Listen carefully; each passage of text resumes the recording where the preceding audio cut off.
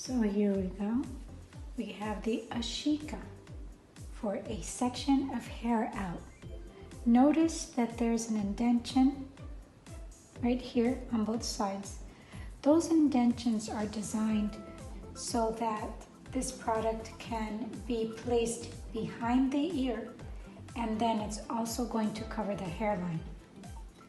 Have your client help you hold on to this top while you fix the back part. Okay, so this part is going to go forward.